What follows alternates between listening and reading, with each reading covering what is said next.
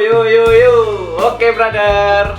Nah, pasti brother semua di rumah dimanapun berada penasaran kan? Siapa sosok seorang di samping ini? Ada yang tahu nggak, brother? Nah, inilah dia seorang fighter yang terkenal di zaman sekarang itu. Yaitu dengan Alex Monster.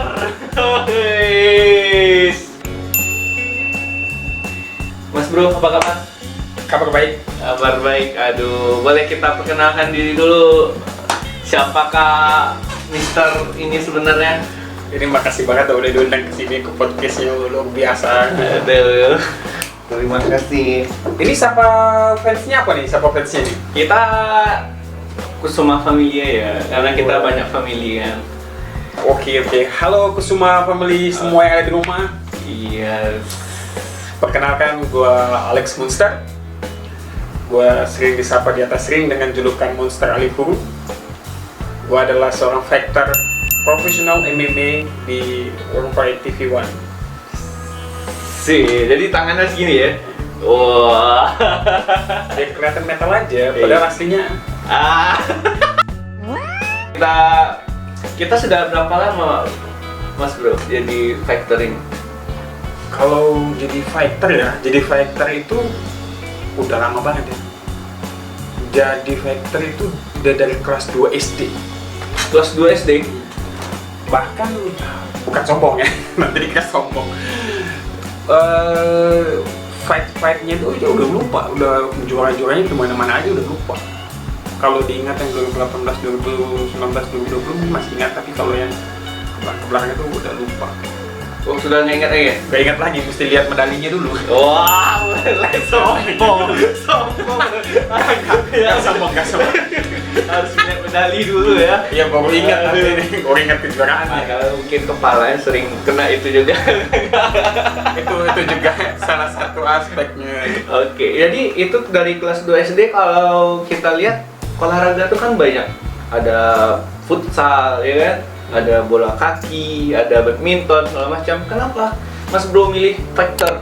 Itu kan bahaya. Gimana ya?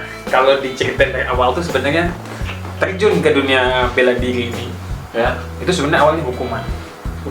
Ya, jadi aku tuh dulu waktu kelas 2 SD itu, dulu kan catur bulan 1 itu, aku ditunjuk jadi ketua kelas. Kebetulan anaknya wali kelas ini satu kelas sama aku. Jadi pas waktu dia satu kelas kan dia ribut banget kan, aku kan ketua kelas aku. Wah, dulu kan ada nggak sih penggaris yang kayu itu yang gede? Oh, penggaris kayu itu ya? Iya. Saking kesalnya gue hajar lagi, bukan dengan tapak begini tapi lurus begini. Weh, berdarah dong. Iyalah. Jadi dulu kan ada istilahnya buku hitam tuh, panggilan ke guru BK. Dipanggil lah ke guru BK, masuk buku hitam. Ditunggu bapak. Aku anak rumahan kan. Pas bapak datang jemput dipanggil ke guru BK bapak. Menghadap, dimarah-marahin dia di situ, kan kesel banget dia. Pulang itu aku dihajar. Kau kalau mau jadi preman kau jadi petinju aja. Dulu itu sebenarnya sudah ikut karate sebenarnya, tapi ikut ekskul gitu aja gitu. Nah, kau jadi petinju aja, biar jadi preman kau. Diantarlah ke sana tinju. Oh, langsung diantar ya? Hari-hari latihan tinju itu rasanya tuh kayak sengsara banget ya. Ini olahraga apaan sih? Lari terus. Olahraganya pukul-pukul tapi latihannya lari terus ya. Akhirnya pas waktu debut pertama itu di catur bulan ketiga, kalau nggak salah ingat ya, debut pertama itu eksebisi kelas 2 SD. Eksebisi itu di Bandara Sepinggan Balikpapan waktu itu, Kalimantan Timur. Jadi waktu eksebisi di sawer. Oh, dapat sawer ya? Iya, dapat sawer duit ya. Kalau nggak salah ingat tuh 100.000 atau ya kayak sekitar gitulah, lupa sudah. Lumayan besar ini itu di tahun ya, itu. Untuk anak SD ya. Iya. Untuk anak SD yang dulu itu bakso aja masih harga 500 perak. Ini dapat 100.000. Wih, sombong banget gua datang langsung ke sekolah kan. Lu mau makan apa? Gua bayarin. Ternyata berarti sombong dari SD.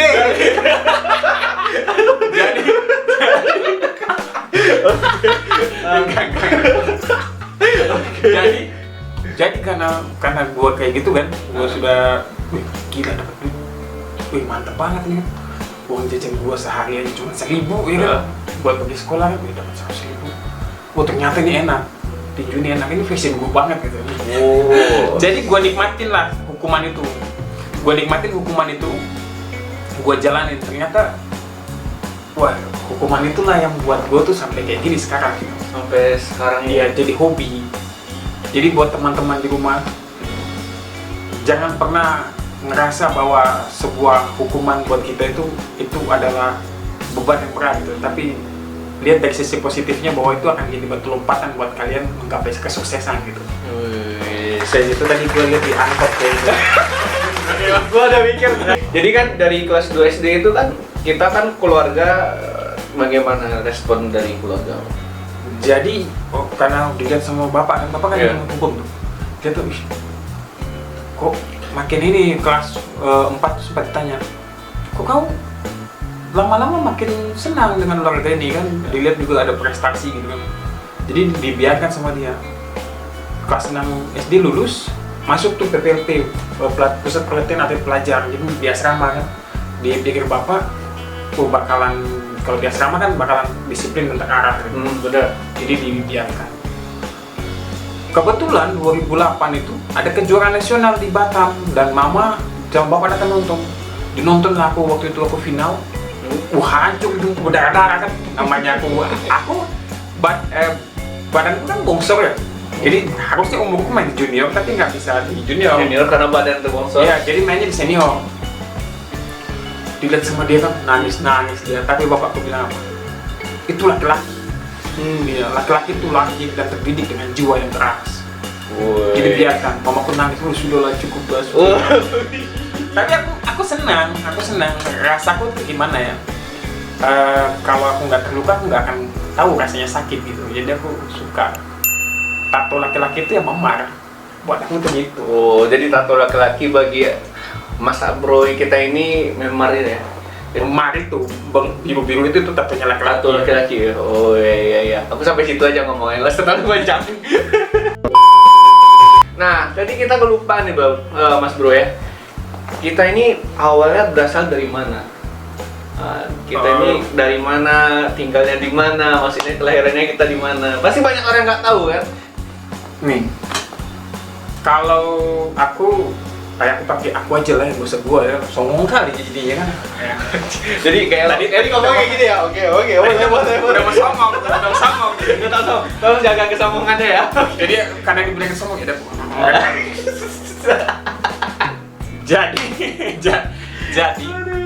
Jadi terus aku nih kayak. Aku tuh lahir di Ambon. Ambon. Mama papa Ambon, cuman aku besar di Kalimantan dan Jakarta gitu. Jadi besar nih kayaknya. Iya, jadi besarnya bukan di Ambon, cuman ya memang lahir di Ambon dan darah Ambon gitu. Oh, pantas wajahnya kayak wajah orang-orang Rusia juga ya. Nyambung sekali.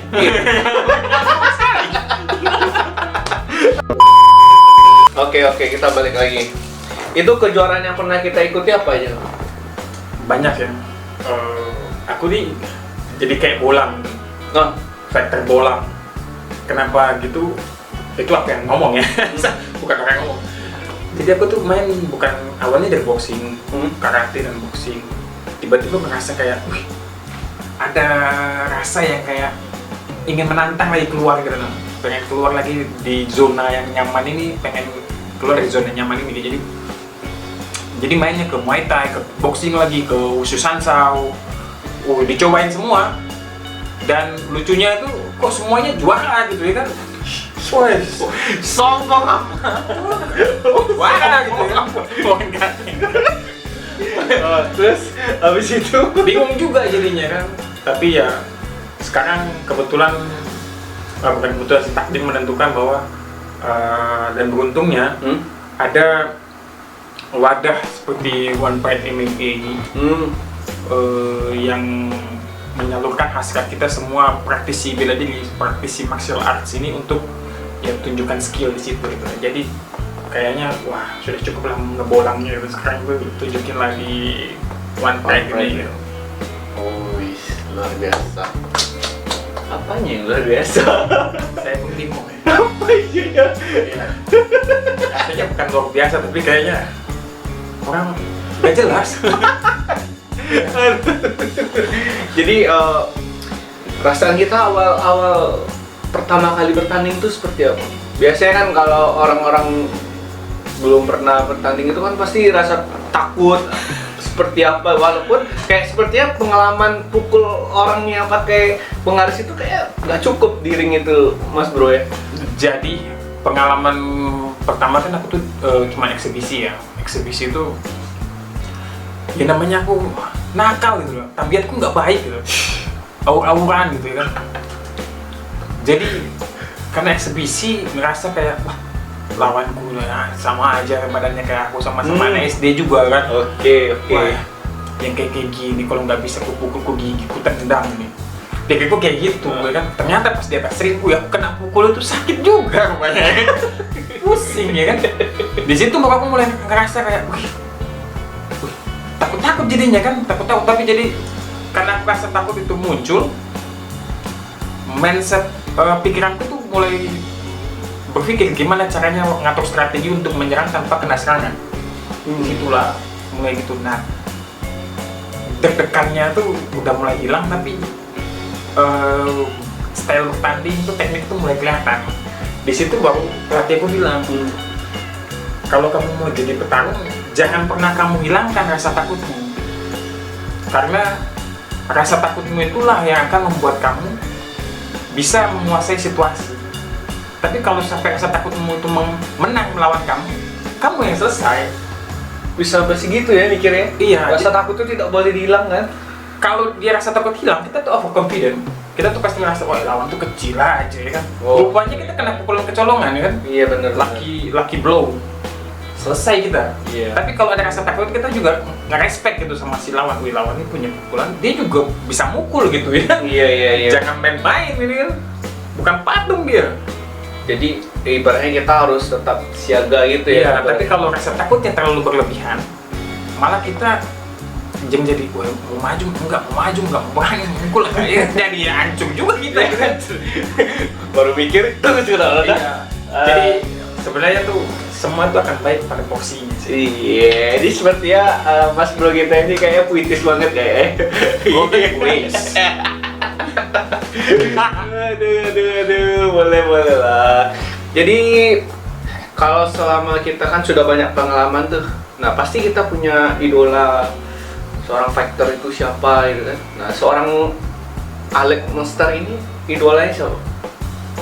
Aku dasar sebenarnya paling mendasar di aku tuh bela diri tuh karate ya.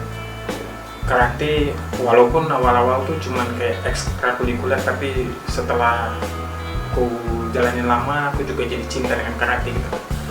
Jadi aku tuh paling suka sama Yuto Machida. Yuto Machida kalau teman-teman tahu, dia sekarang bertanding di Bellator. Ya, di MMA Bellator. Nah, kalau di boxing aku suka sama Vasily Lomachenko. Itu gaya bertandingnya tuh seperti orang menari. Jadi boxing itu banyak orang yang berpikir bahwa boxing itu pukul-pukulan. Ya, tapi betul. Buat kita atlet tinju, boxing itu adalah seni. Jadi kita sebenarnya untuk memberikan sebuah kemenangan itu nomor sekian lah. Yang penting kita bisa seperti menari. Kita keluarkan semua, kita punya seni bertinju itu di atas ring gitu. Yang penting penonton terhibur dan pertandingan menjadi bagus. Itu yang pertama. Yang pertama ya. Yang kedua ya. Yang keduanya ya yang pertama tadi. Iya. Lagi gitu. Jadi kalau itu kan di bagian luar. Kalau misalkan di Indonesia kita yang untuk saat ini yang siapa factor yang kita ibaratnya idola atau bagus atau gimana lah? Kalau di Indonesia sampai sekarang masih suka sama Chris John ya. Banyak orang tuh nganggap Chris John macan ompong lah, cuman laga di kandang lah. Tapi aku tuh ngikutin jejaknya dia tuh dari sebelum dia jadi juara dunia. Waktu itu senang lihat dia waktu dia ketemu sama almarhum Alvarizi. Jadi ngeliat, wah ini memang seorang petarung gitu. Orang seperti dia tuh yang memang jiwanya tuh keluar. Dia nggak mau kalah, dia nggak mau keluar dari atas ring itu dengan muka yang masih mulus gitu. Mulus ya. dia mending kalau keluar dari atas ring dibawa dengan tandu gitu. Jadi melihatnya wah luar biasa semangat juangnya. Pantas sih dia menjadi legenda di WBA tuh. Orang luar negeri ngakui dia sebagai legenda, tapi orang Indonesia ngerasa dia biasa-biasa aja. Itu yang miris. Itu ya kalau bagi orang Indonesia nih. Kayaknya Alex Muster bisa juga lah nantinya. Amin. Kita doain. Aduh, Akhirnya ada juga kata-kata berfaedah di ruangan ini. walaupun ini tidak banyak berfaedah ya. Aduh. Jadi sekarang ini kan sudah lama nggak bertanding gitu ya? Iya. Di Terakhir tanding sama Agung Maulana ya. akhir tanding Agung Maulana. Iya. 31 detik ya. TKO 31 detik sama Agung Maulana di One Track bulan Juni atau Juli ya? Bulan Juni. November 2019. Oh iya, 2019 ya? Udah lama ya? Soalnya ingat banget tuh duit yang jadi duit Natal tuh. Ketahuan banget kan gua ntar nih. Gua nih. Aduh. Sombongnya naik lagi. Tolong kasih bantuan ya. Open donasi. Enggak. Jadi di itu tuh 31 detik langsung. Selesai pertandingan TKO di 31 detik. Aduh, emang luar biasa. Itu kebetulan. Kebetulan aja. Ini serius sih ngomongnya betulan ya? Atau gimana? Iya kebetulan waktu itu kayaknya Agung Maulananya lagi kebelet, jadi dia mau selesai cepet aja biar ya udah gitu dia bisa ke toilet. Tapi bagus lah, sekarang ini ngomong betulan nggak apa-apa, penting sombongnya masih ada kan gitu. Yeah. Bang aku bercanda loh. Bercanda. Aku kayak gitu aku kayak gitu. Itu papanya yang ngajarin aku tinju loh. Oh. Aku jadi bagus ngawang. Cuma bercanda Pak. Jadi sudah 1 tahun ya kita tidak bertanding ya? Sudah 1 tahun tidak bertanding. Iya kan? Lebih kurang 1 tahun loh. Iya, 2019 kan? 1 tahun lebih ya. Iya. 1 tahun lebih. Jadi sebenarnya ditawarin untuk fight di beberapa bulan kemarin gitu. Cuman karena anak baru lahir dan dia pengen jadi good father. Oh, kita sudah punya istri, sudah punya anak juga. Oh, Jadi maaf buat cewek-cewek jomblo di luar sana. Saya sudah berkeluarga dan punya 1 orang anak. oke. Sekarang pekerjaannya? Ya itu baru cuma numpang puasa gitu ya. Ya. Boleh lah, tutupin terus gak apa-apa. Ya, 1 anak Gunung sudah mulai 7 bulan dan sudah bisa ditinggal kan, jadi bapaknya sudah bisa fight. Oh, jadi siap-siap. Berarti sekarang lagi mempersiapkan untuk fight selanjutnya ya? Iya, fight selanjutnya. Nah, jadi kebetulan nih di sini kita pasti brothernya tahu kan siapa sih lawan berikutnya dari Mr. Alex ini. Karena gini, gua tuh belajar gini dari satu orang. Dulu orang pernah ngomong gini ke gua. Lu nggak akan pernah ngeliat sesuatu tuh jadi baik ketika lu dari pikiran lu udah negatif.